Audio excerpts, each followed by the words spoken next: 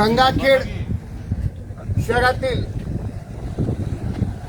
परभणी ते परळी जाणारा रेल्वे दुहेरी मार्ग असताना या ठिकाणी बाह्य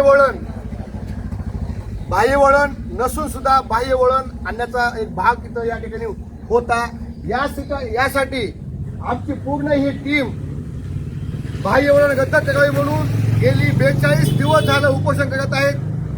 विशेषतः आमचे भोसले मामा आहेत, आमचे सरकार योगेश फड कामरेड आहेत, सचिन भाऊ आहेत, बघा गुट्टे आहेत, शेटे मामा आहेत, सर्वांनी या ठिकाणी 42 दिवस झाले उपोषण चालू आहे।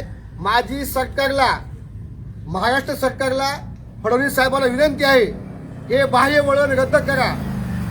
काही लोकांच्या, काही प्रशासकीय अधिकाऱ्यांच्या मनमानी कारभार चालून त्यांनी हे जमिनी हडप केलेल्या आहेत।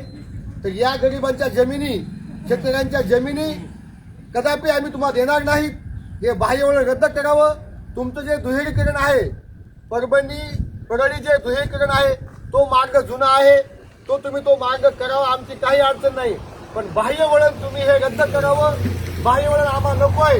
गरीब शेतकरी आहेत, करोडच्या जमिनी आहेत, त्यांच्या कुठं लाख 2 लाखाचे पैसे देऊन तुम्ही हे जमिनी हडपत आहात। हे सरकारचं धोरण नाही, चुकीचं आहे। यासाठी गंगाखेड प्रशासन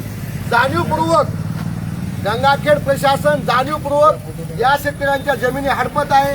हे थांबलं पाहिजे। राज्याचे मुख्यमंत्री देवेंद्र फडणवीस साहेबांना विनंती आहे की तुम्ही हे बाह्य वळण रद्द करावं आणि या शेतकऱ्यांना, या गरीब लोकांना न्याय द्यावा, एवढीच माझी विनंती आहे।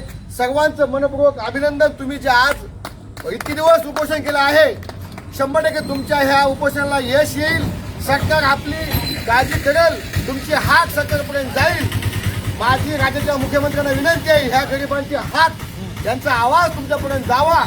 यासाठी मी एक नागरिक म्हणून या ठिकाणी यांना एक सपोर्ट करत आहे आणि यांच्या आंदोलनात मी सहभागी आहे। जय हिंद, जय महाराष्ट्र, जय भारत।